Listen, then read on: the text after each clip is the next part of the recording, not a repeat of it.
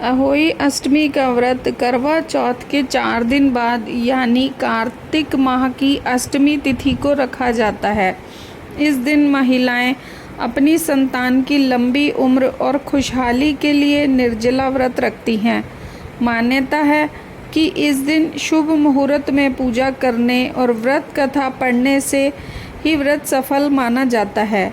हिंदू धर्म में अहोई अष्टमी का व्रत बहुत ही महत्वपूर्ण माना जाता है। इस दिन महिलाएं अपनी संतान की लंबी उम्र और तरक्की के लिए व्रत रखती हैं। अहोई अष्टमी के दिन महिलाएं निर्जला व्रत रखती हैं। उसके बाद तारों को अर्घ्य देने के बाद व्रत खोलती हैं। इस दिन मां पार्वती के अहोई स्वरूप की पूजा की जाती है। अहोई अष्टमी के दिन महिलाएं सुबह पूजा करने के साथ माता अहोई की कथा पढ़ती और सुनती हैं। मान्यता है कि जो भी महिलाएं विधि विधान से व्रत का पालन करती हैं, अहोई माता उनकी संतान को लंबी आयु और सफलता का वरदान देती है। अहोई अष्टमी पूजा मुहूर्त। पंचांग के अनुसार अहोई अष्टमी के दिन पूजा का शुभ मुहूर्त शाम 5:42 से लेकर शाम 6:59 तक रहेगा। अहोई अष्टमी की पूजा के लिए कुल 1 घंटा 17 मिनट का समय मिलेगा। अहोई अष्टमी के दिन तारों को देखकर अर्घ्य देने का शुभ मुहूर्त शाम 6:06 पर होगा। इसके बाद माताएं तारों को अर्घ्य देकर व्रत खोल सकती हैं। अहोई अष्टमी व्रत कथा। होई की कथा को पूर्ण श्रद्धा के साथ सुनें और कमेंट बॉक्स में होई माता की जय ज़रूर लिखें। कथा के अनुसार एक नगर में एक साहूकार रहता था, जिसके 7 बेटे और 7 बहुएं थीं और एक बेटी थी जिसका विवाह हो चुका था। दिवाली के दिन वह मायके आई थी। दिवाली के अवसर पर घर और आंगन को साफ सुथरा करने के लिए 7 बहुएं अपनी ननद के साथ जंगल में जाकर खदान में मिट्टी खोद रही थीं। जंगल में साहूकार की बेटी जिस जगह पर मिट्टी खोद रही थी, वहाँ पर स्याहू यानी शाही अपने बेटों के साथ रहती थी।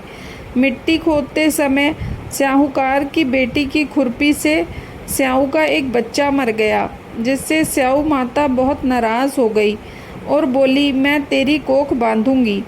उसकी बात सुनकर साहूकार की बेटी डर जाती है और वह अपनी सभी भाभियों से एक एक करके कहती है कि वे उसके बदले अपनी कोख बंधवा लें।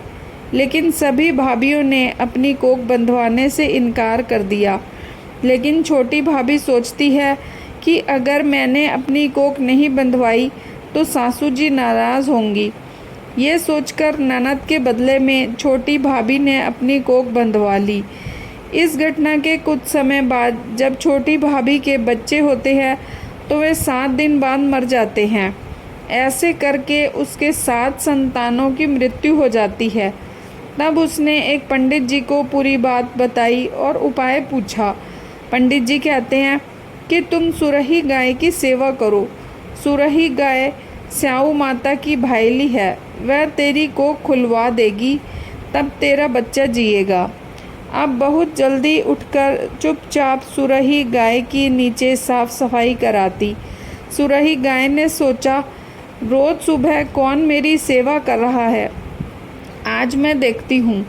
गौ माता खूब सवेरे उठकर देखती हैं कि साहूकार के बेटे की बहू उसके नीचे साफ सफाई कर रही है।